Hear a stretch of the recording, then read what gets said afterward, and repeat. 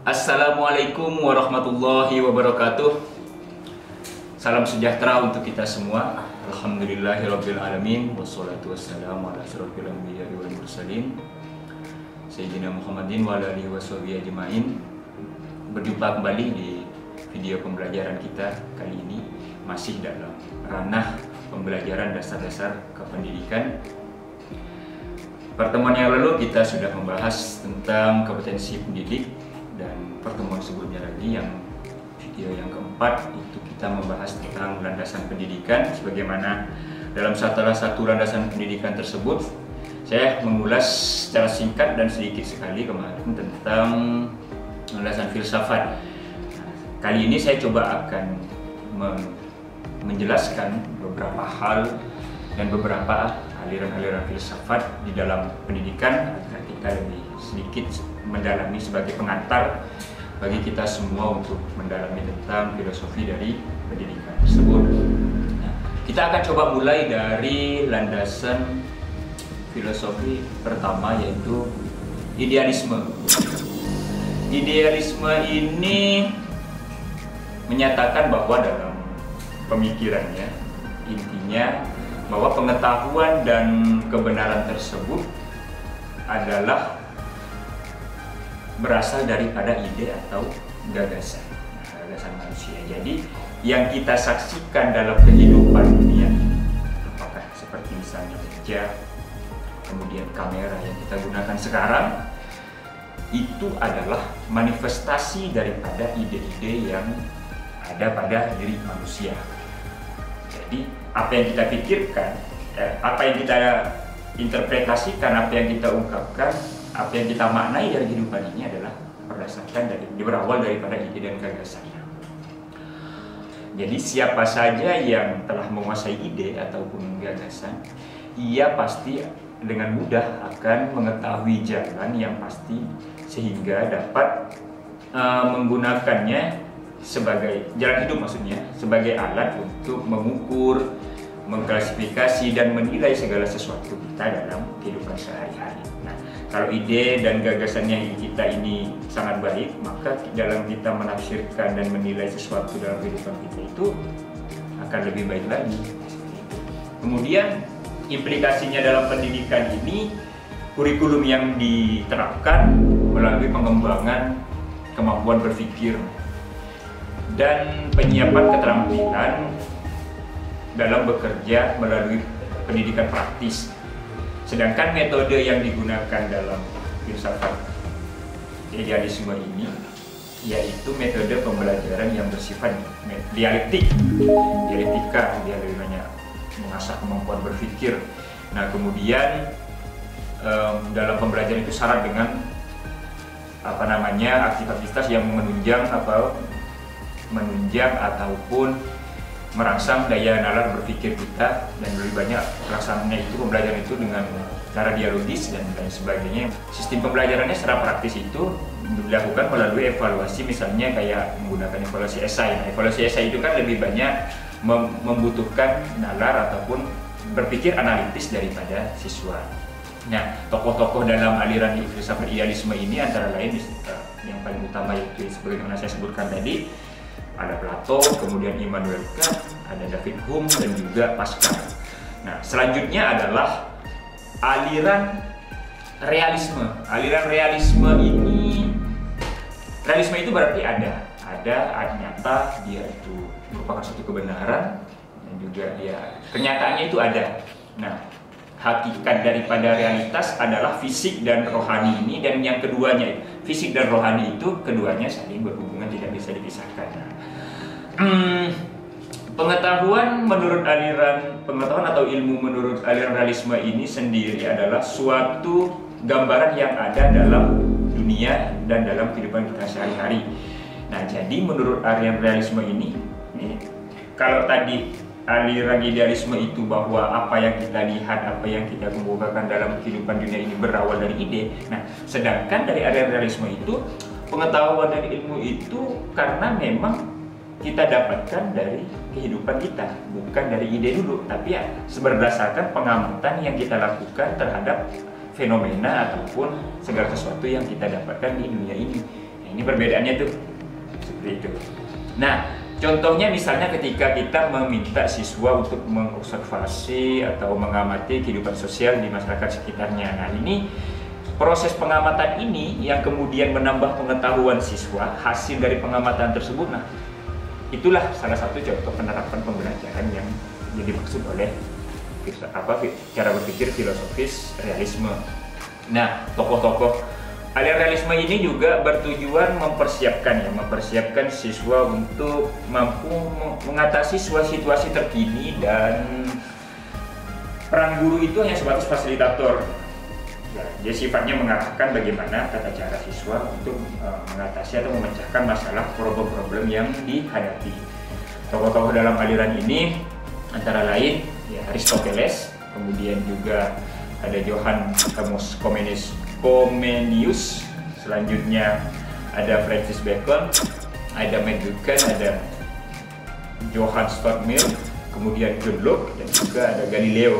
Ini beberapa tokoh-tokoh yang penganut paham dari realisme.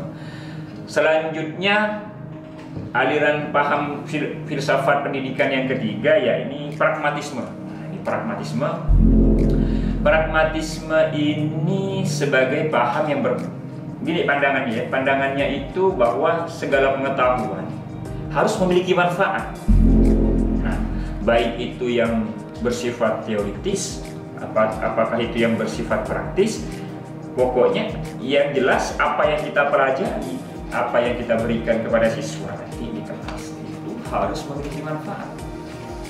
Nah, jadi aliran pragmatisme ini menganggap bahwa pengetahuan ini lahir dari pengalaman dan usaha praktis daripada manusia.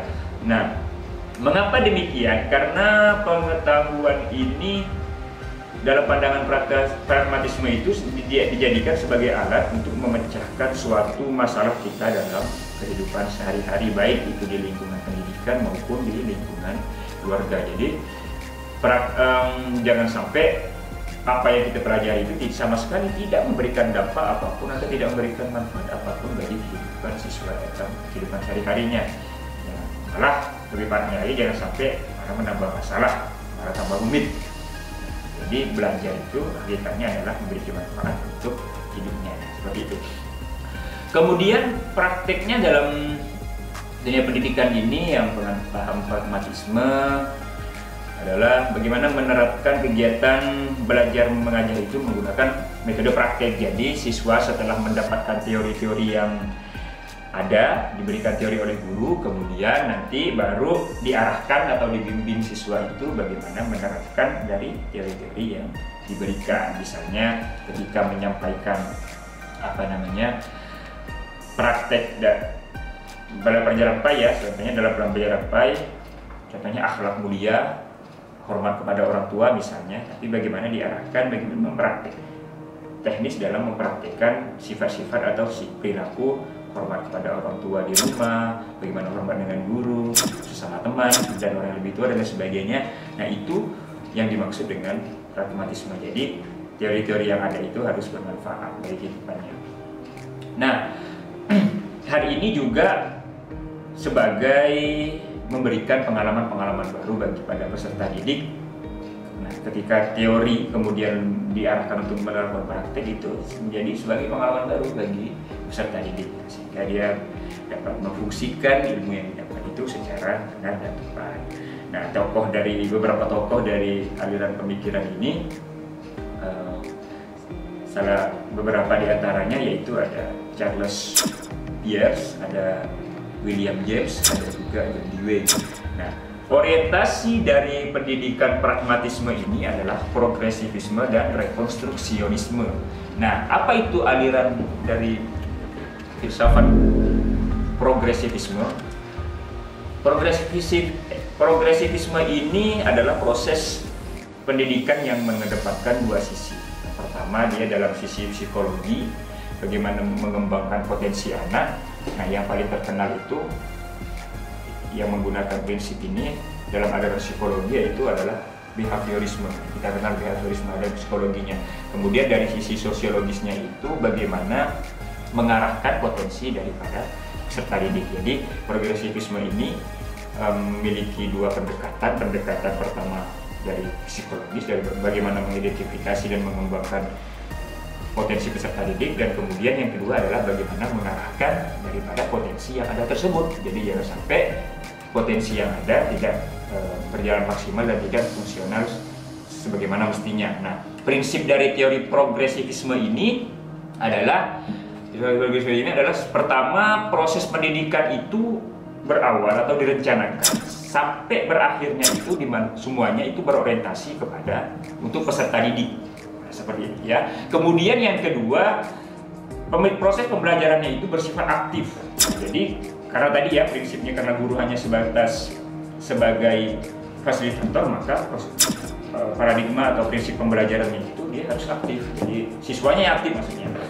Kemudian yang ketiga tadi saya bilang adalah guru sebagai fasilitator. Yang keempat, kemudian sekolah ini harus dibuat ataupun dirancang sebagai sekolah yang lebih kooperatif dan demokratif. Jadi dengan maksudnya kooperatif dan demokratif ini, bagaimana sekolah itu tidak terlihat egaliter, jangan otoriter. Jadi bagaimana memfasilitasi segala kebutuhan sepanjang itu mampu dilakukan dan tidak bertentangan dengan prinsip-prinsip pembelajaran itu, ya sekolah harus bersifat kooperatif dan memfasilitasi apa yang dibutuhkan oleh siswa. Nah, kemudian aktivitas pembelajaran dari aliran dari progresivisme ini adalah fokus pada pemecahan masalah, bukan hanya sebatas pada teori-teori. Nah, kemudian orientasi dari pragmatisme kan yang pertama tadi progresivisme. Selanjutnya kita masuk kepada rekonstruksionisme. Rekonstruksionisme ini apa? Rekonstruksionisme ini aliran yang berpikir logis, cara berpikir logis dan dalam pendidikan yang bertujuan untuk merombak tatanan yang lama, merubah kepada tatanan yang lebih modern. Nah ini, jadi kebudayaan-kebudayaan lama itu berusaha untuk dirombak dan dirubah. Nah, sejarahnya dirubah secara total. Gimana dirubah ke yang lebih modern sesuai dengan tuntutan teknologi dan perkembangan zaman. Ini rekonstruksionisme. Nah, siswa itu tidak cukup fokus pada pengalaman apa yang didapat di sekolah, tetapi juga bagaimana siswa diarahkan mampu mempelopori kehidupan di masyarakatnya. Dan ini artinya yang tadi saya bilang bahwa siswa itu tidak hanya sekedar fokus pada kehidupannya, sibuk dengan pelajaran sekolah. Oleh rekonstruksionisme ini maksudnya begitu. Rekonstruksionisme ini menginginkan bahwa siswa tidak hanya sibuk dengan urusan materi sekolahnya, tetapi dari materi sekolah ini coba memberikan warna baru dan perubahan baru bagi masyarakatnya, tentunya berdasarkan dengan tuntutan teknologi dan juga seni, kebudayaan dan sebagainya. Nah, ini kan tentu aliran rekonstruksionisme ini berbeda dengan aliran perennialisme.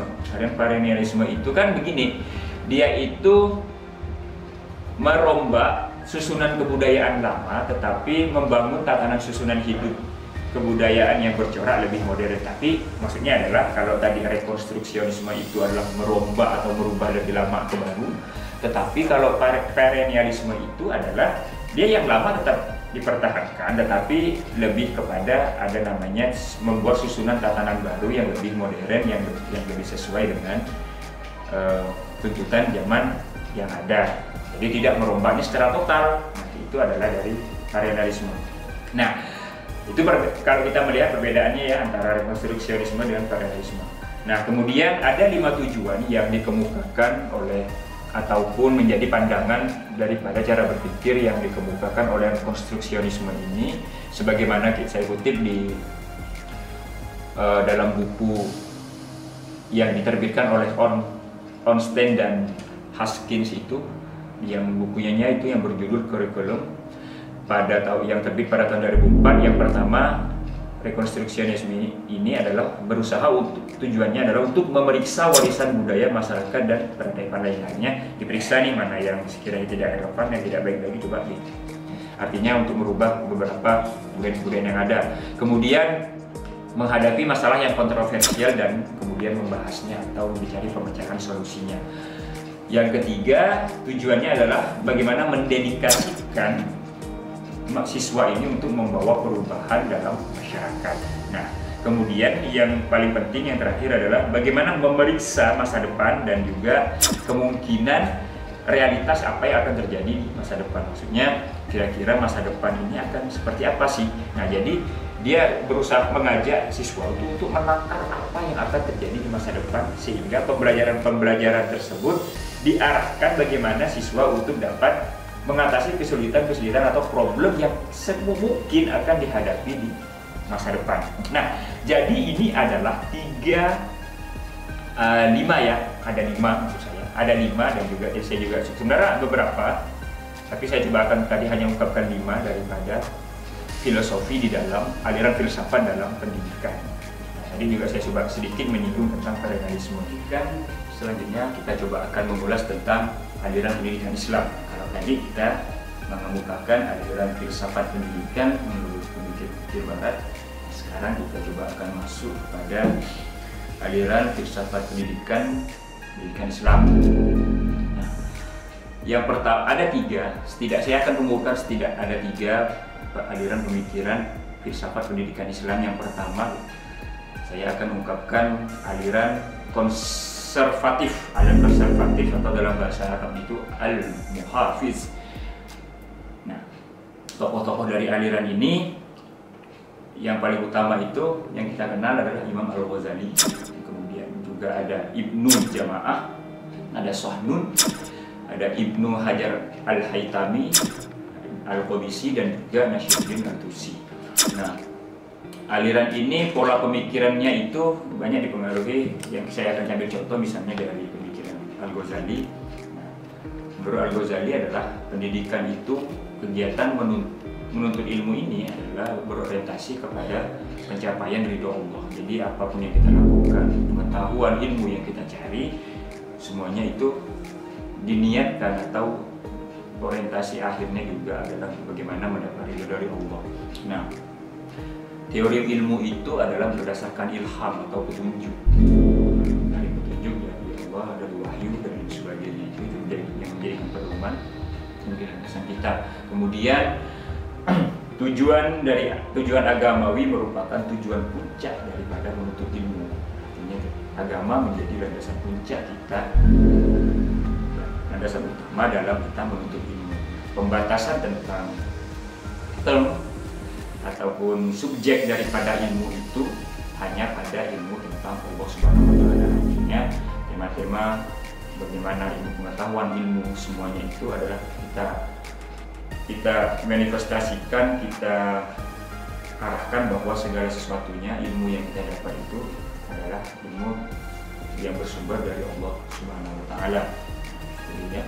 Nah, inti daripada pemikiran konservatif ini yang pertama adalah ilmu itu al-hal. Ilmu al-hal ini adalah ilmu-ilmu yang membatasi wilayah kajiannya pada atau berdasarkan perilaku atau kegiatan pribadi, sifat-sifat pribadi manusia yang dibutuhkan bagi kehidupan saat ini yang dapat dimanfaatkan juga bagaimana untuk kehidupan kita akhirat. Nah, artinya ilmu itu juga bagaimana pembentukan pribadi yang kemudian kita mampu melaksanakannya, kita terapkan dalam kehidupan sehari-hari, dan tentunya itu sebagai bekal kita untuk di akhirat. Kemudian al-muhafiz ini juga baginya adalah ilmu selain ilmu keagamaan itu adalah suatu kesia-siaan, artinya fokus kepada ilmu agamaan. Kalaupun kita membahas tentang ilmu tentang dalam tanda kutip keduniawian, itu semuanya hanya berdasarkan landasan dari keagamaan.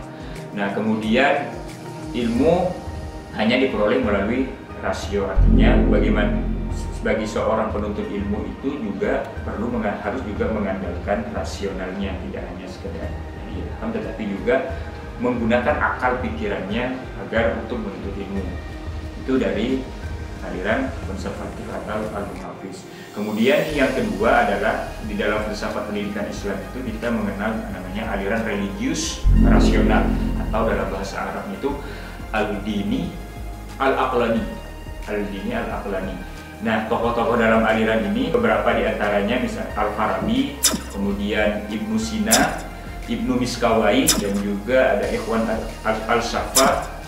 Nah, itu beberapa diantaranya. Nah, aliran ini dijuluki juga sebagai pembiru hikmah Yunani dari timur. Nah, jadi memang aliran-aliran tokoh-tokoh yang tergabung dalam aliran ini, beliau itu memang sangat konsen sekali dalam filsafat Yunani. Nah, terutama tentang pembahasan wilayah kajian filsafat tentang rasionalitas. Nah, itu sangat intensif sekali tokoh-tokoh ini. Salah satu tokoh dari aliran religius rasional ini mengungkapkan beberapa pandangannya, ya, Ikhwan Al-Safa lebih tepatnya, mendefinisikan ilmu itu sebagai sebuah gambaran sesuatu yang diketuai pada benak atau jiwa kita. Nah, orang mengetahui sesuatu itu adalah melalui jiwa atau benak.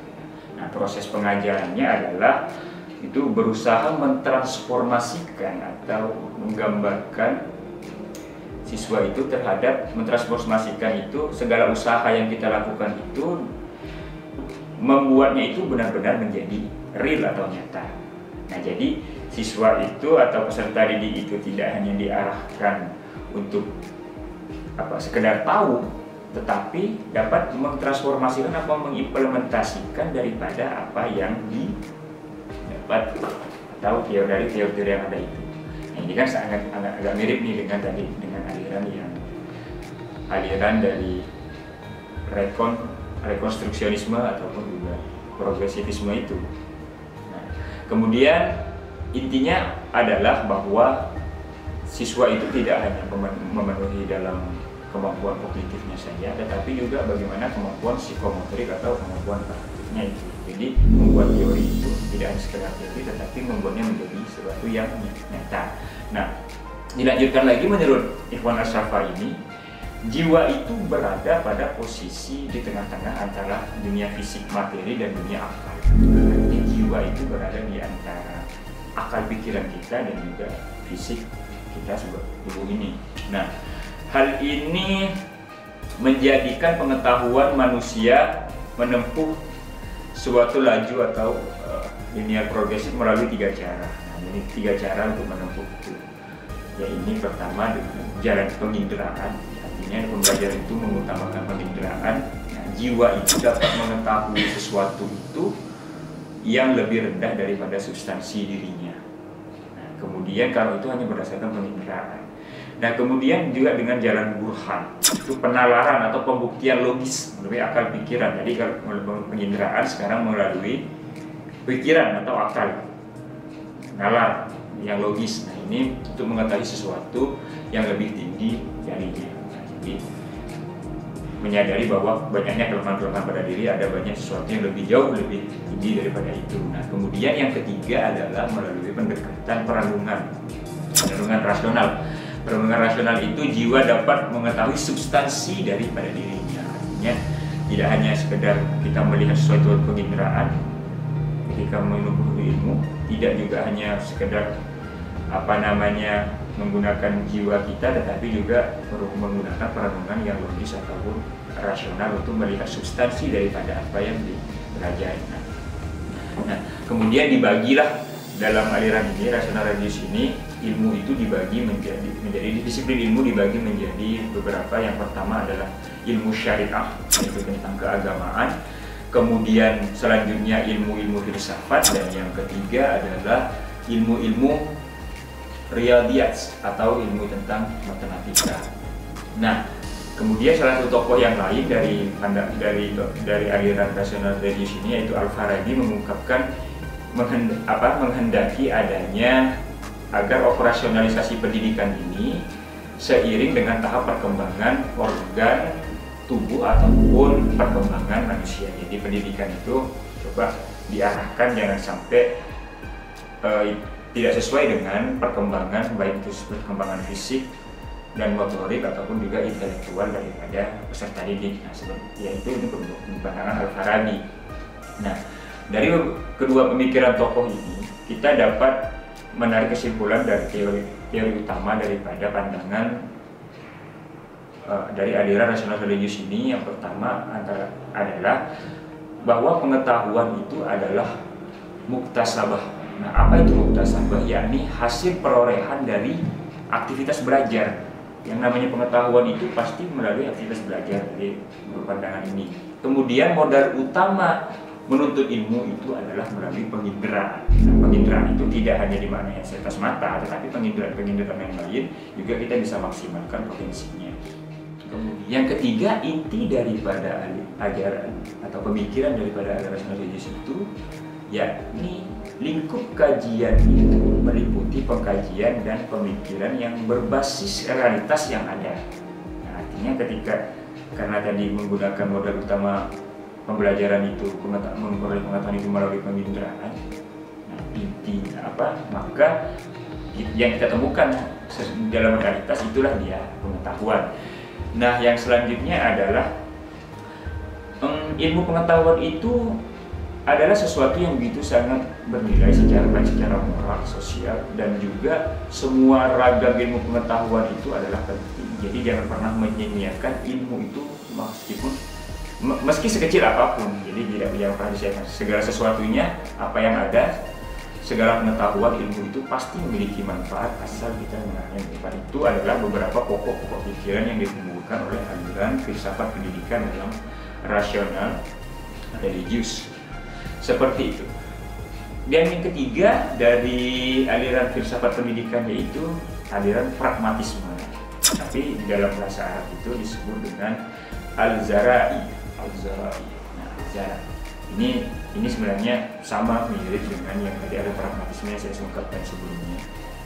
Tapi ini juga berarti pengembangan berdasarkan kajian-kajian Islaman tentunya. Nah, tokoh dari aliran al-Zara'i ini yaitu salah satunya yang paling utama. Kalau di yang tadi kalau di pragmatisme tadi itu tokohnya adalah John Dewey. Nah, kalau di pragmatisme di dalam Islam, di tokoh Islam itu atau al-Zara'i ini yaitu Ibnu Khaldun.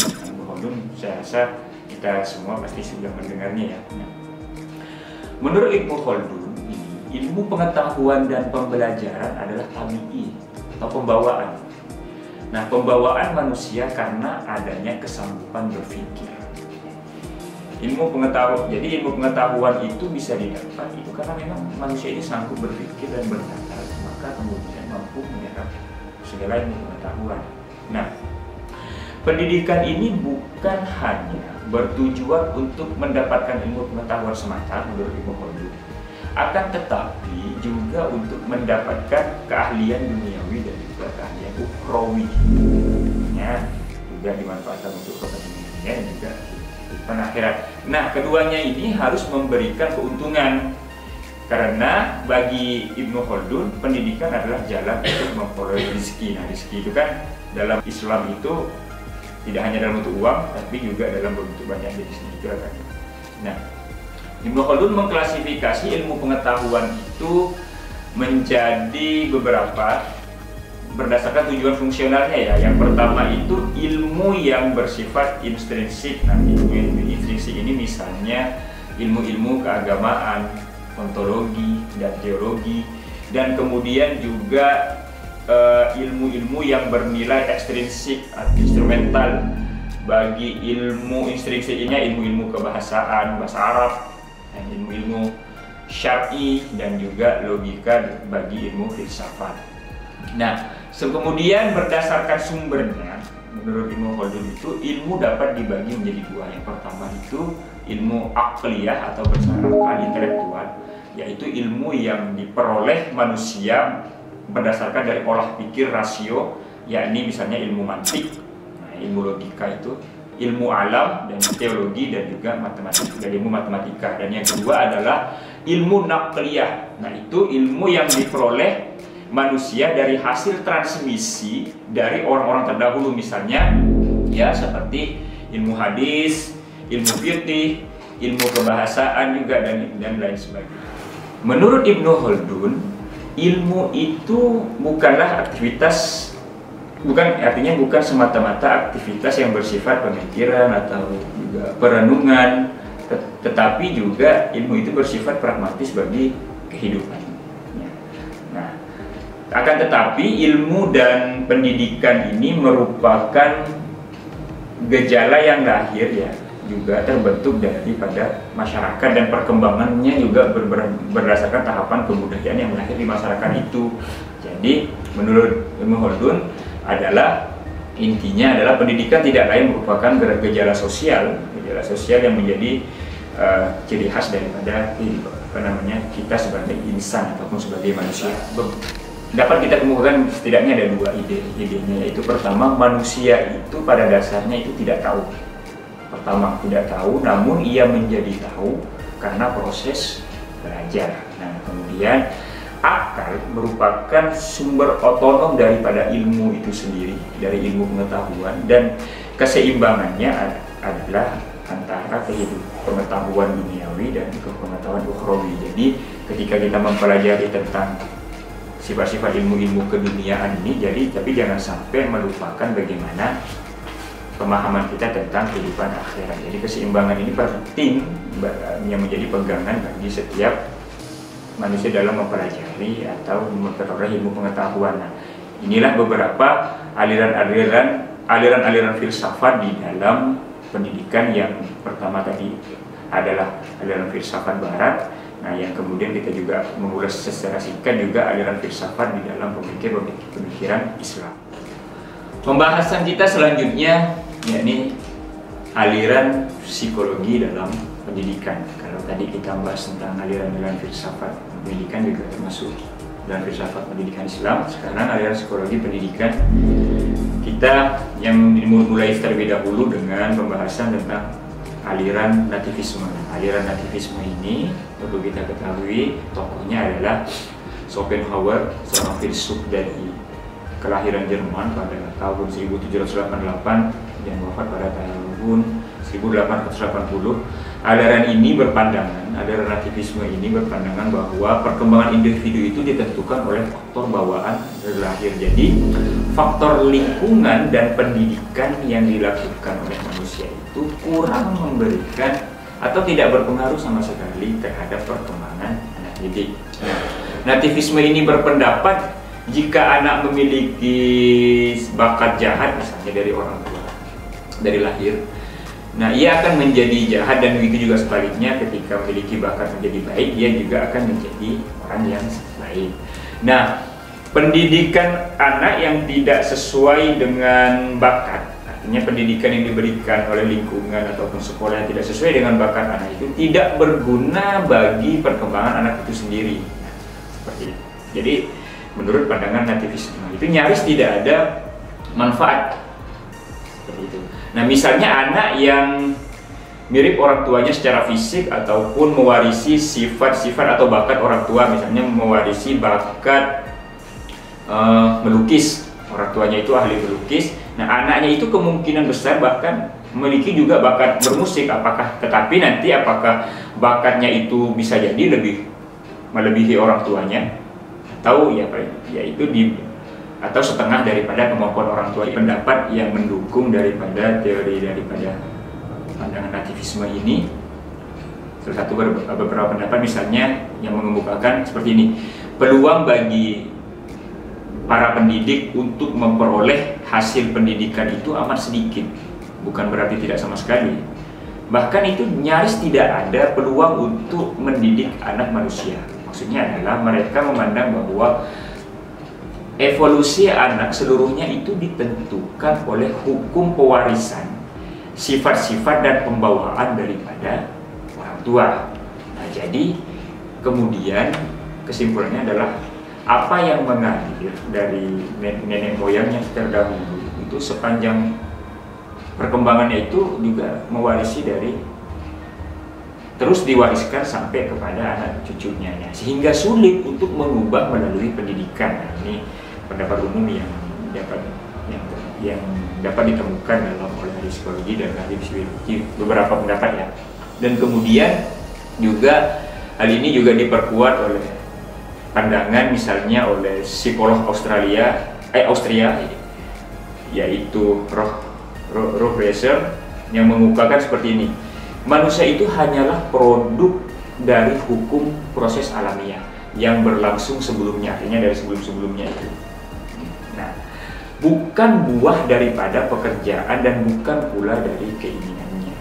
Kemudian juga dilanjutkan oleh Zombie, seorang ahli biologi tersebut, juga menambahkan bahwa dorongan maupun tingkah laku sosial dan intelektual itu ditentukan sepenuhnya oleh faktor-faktor yang diturunkan sebagai nasib yang menentukan seseorang. Jadi aliran ini juga memandang bahwa manusia itu sudah memiliki bawaan ataupun potensinya sejak lahir. Jadi pendidikan, lingkungan itu tidak memiliki pengaruh yang signifikan terhadap perkembangan anak. Nah, kalau memang bakatnya seperti ini ya, nah inilah dia nanti sampai besar yang mampu dikembangkan pada bakat tertentu itu tadi yang saya contohkan, melukis, bermusik atau dan lain sebagainya. Nah aliran dari nativisme ini didukung juga oleh, bahkan dianggap mirip ya, dianggap sama, bahkan dianggap mirip dengan aliran naturalisme yang dipelopori oleh Jean-Jacques Rousseau. Jean-Jacques Rousseau ini menyatakan bahwa segala sesuatu adalah baik. Segala semuanya ini sebenarnya anak itu adalah baik ketika ia baru dilahirkan, dan segalanya menjadi sesuatu yang jelek manakala ia sudah berada di tangan manusia. Nah ini nih, jadi dia ini sangat pesimistis sekali dengan pendidikan yang dilakukan oleh manusia. Jadi seorang anak itu dapat tumbuh dan dapat berkembang menjadi anak yang baik, maka anak tersebut harus diserahkan kepada alam. Nah, kekuatan alam ini akan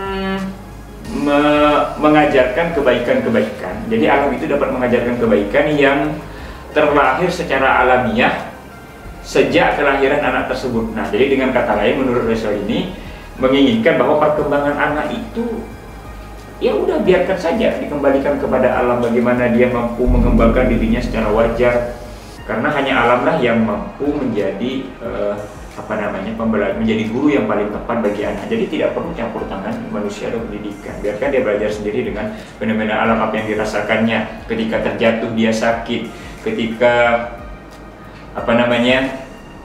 disakiti dia bersedih, dan biarkan saja secara natural tanpa perlu campur tangan dari manusia. Seperti itu menurut pandangan naturalisme yang juga sejalan dengan pandangan nativisme tadi. Nah, kemudian pandangan selanjutnya, aliran selanjutnya adalah psikologi pendidikan yang kedua, yaitu empirisme. Nah, empirisme ini berasal dari kata empire. Empire artinya pengalaman. Nah, ini tokoh utama dari aliran ini adalah John Locke yang lahir pada tahun 1632 dan wafat pada tahun 1704.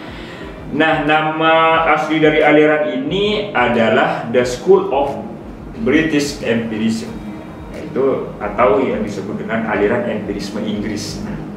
Namun aliran ini lebih berpengaruh terhadap para pemikir di Amerika Serikat.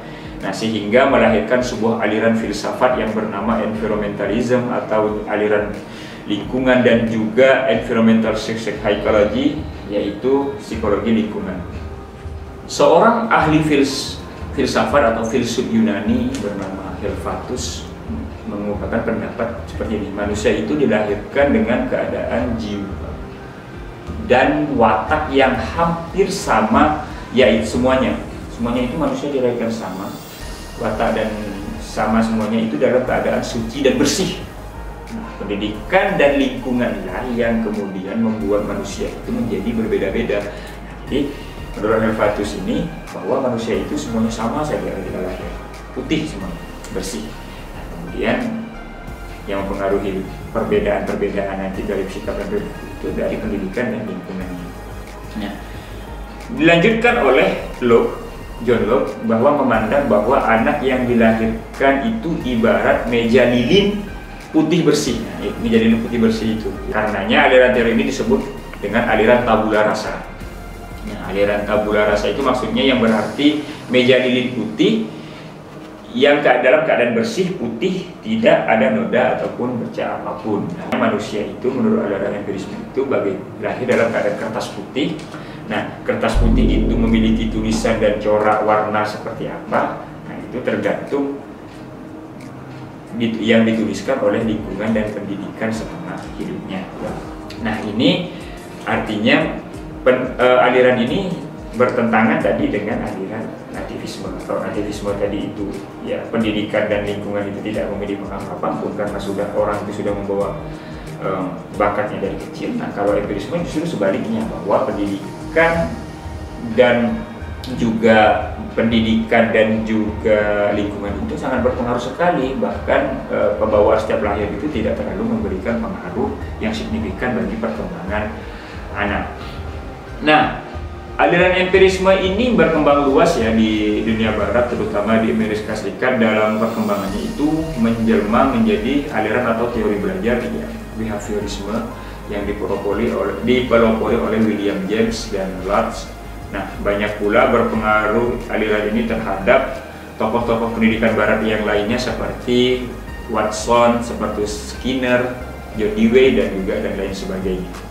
Nah, sekarang kita coba akan masuk kepada aliran pendidikan aliran psikologi pendidikan yang ketiga, yaitu konvergensi. Nah, salah satu tokoh dari aliran konvergensi ini yaitu William Loister, yang lahir pada tahun 1871 dan wafat pada tahun 1939. Nah, beliau ini menggabungkan dua aliran tadi sehingga memunculkan suatu teori aliran disebut dengan konvergensi. Nah, aliran ini yaitu berusaha mengkompromikan dari dua macam aliran ekstrim tadi yaitu aliran empirisme dan aliran nativisme yang berseberangan. Nah, aliran ini menyatakan begini, bahwa pembawaan dari lahir, bahkan dari lahir tadi itu, dan lingkungan sama, dan kemudian lingkungan serta pendidikan itu sama pentingnya. Jadi kedua-duanya, antara bakat lahir dan juga pendidikan dan juga lingkungan itu memiliki pengaruh yang besar bagi perkembangan anak didik.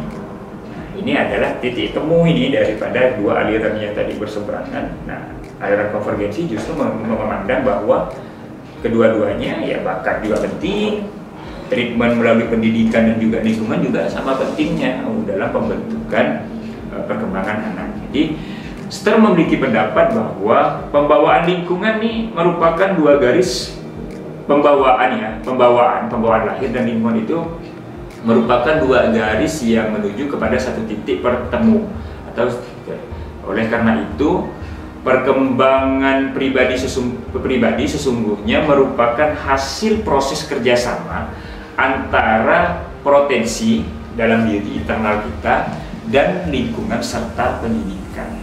Jadi, menurut aliran konvergensi ini, setidaknya kita dapat mengidentifikasi tiga hal. Yang pertama, intinya adalah pendidikan itu dapat diberikan kepada semua orang, siapapun, baik yang memiliki potensi baik ataupun potensinya yang baik ataupun potensinya yang kurang baik, itu juga tetap bisa diberikan. Kemudian pendidikan diartikan sebagai pertolongan yang diberikan kepada peserta didik untuk mengembangkan potensi bawaannya, ya, potensi bawaan yang baik, ya maksudnya, dan mencegah pembawaan itu menjadi buruk. Artinya pembawaan yang baik terus dikembangkan menjadi sesuatu yang baik, jangan sampai ini berubah menjadi hal sesuatu yang buruk ketika tidak dilakukan melalui pendidikan. Dan yang ketiga adalah hasil pendidikan itu tergantung dari hasil pembawaan dan juga lingkungan. Artinya bawaan potensi sejak lahir juga memiliki pengaruh, pendidikan dari guru juga pengaruh, dan juga lingkungan juga sama-sama memberikan pengaruh bagi perkembangan peserta didik. Nah, jadi inilah beberapa hal yang bisa saya sampaikan pada video kali ini. Yang pertama, kita sudah membahas tentang aliran filsafat dalam pendidikan tadi dari filsafat barat, dan kemudian kita juga masuk kepada filsafat pendidikan Islam hingga sampai pada aliran psikologi pendidikan. Nah, ini menjadi dasar, landasan ataupun fondasi bagi seorang guru dalam menyusun kerangka berpikir dan kemudian untuk bertindak dalam menyelenggarakan pendidikan di kelas bagi peserta didiknya, sehingga kita dapat menentukan langkah-langkah yang tepat dalam menyelenggarakan proses pembelajaran di sekolah sehingga dapat membantu perkembangan peserta didik secara optimal. Demikian video saya kali ini tentang filsafat pendidikan, juga filsafat pendidikan Islam, dan juga tentang aliran dalam psikologi pendidikan. Semoga apa yang saya bahas atau saya kemukakan ini bermanfaat bagi kita semua, bagi penonton sekalian, terutama mahasiswa yang sedang menekuni mata kuliah dasar-dasar kependidikan. Kritik dan saran saya harapkan daripada penonton sekalian. Tentunya saya menyadari bahwa masih banyak kekurangan dari apa yang telah saya sampaikan. Khususnya mahasiswa tadi yang saya sampaikan dapat meningkatkan kompetensi atau memperdalam materi yang saya sampaikan ini melalui referensi-referensi seperti jurnal, buku, pendalaman materi lainnya, agar tidak semata satu yang saya sampaikan yang masih sangat minim ini.